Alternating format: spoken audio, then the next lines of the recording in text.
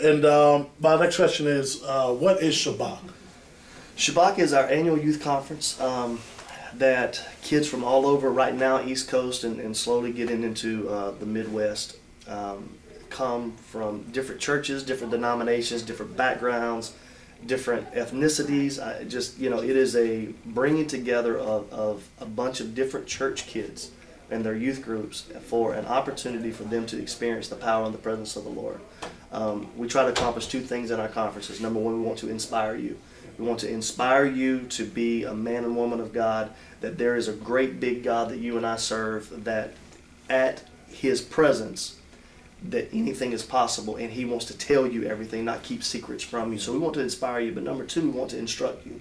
We want to give you tools. We want to give you things, put things in your hands that you can take home, that the same God you felt maybe at the conference this weekend can be what you experience in your youth group, in your personal prayer time, in your daily walk and everyday life and living. You don't need a hopping praise and worship team or a specific type of preacher. That by you getting the stuff in your hands, you have the opportunity to experience that same power and presence. Yeah, awesome. I came to the leaders session, and that was a great one. Pastor Campbell, Israel Campbell, told me preaching with swag, and I saw it. I looked at it. I said, I see no black dude up there. White chocolate, man. White chocolate. White chocolate. It's on the inside. You scratch it. That was good information. And my work. I'll tell you what. For me to get my workers to a conference, we have like 14 youth workers.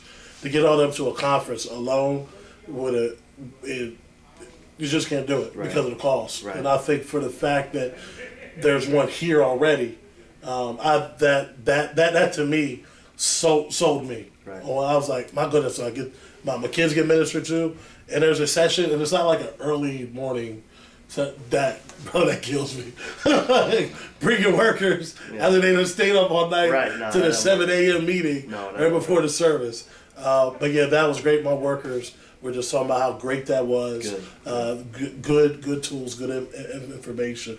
And as we're talking about Shabbat, when do you thinking backwards? When did God birth this movement of Shabbat in you?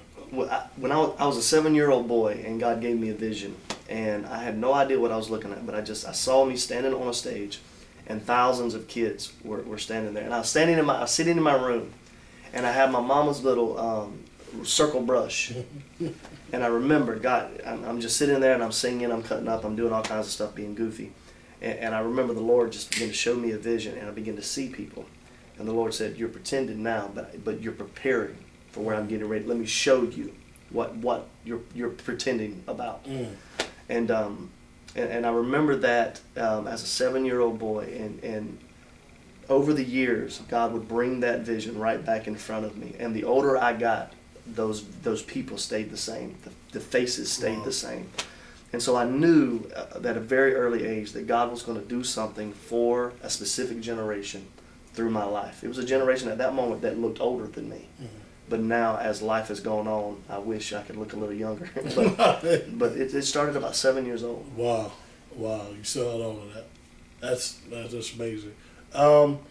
With the different Shabbats, I know when I heard of the one in Myrtle Beach, and this gives some background. Some of you might not know this, but the one in Myrtle Beach, the greatness of that. The thing that got me interested in Shabbat was. Apparently there was a cheerleading competition on the other side of where the conference center was, where Shabbat was. And I don't know if you've ever seen these cheerleading things on TV, but they get pretty well. Well, they're cheerleading, and so they're known for just shouting and getting loud and getting rowdy with it.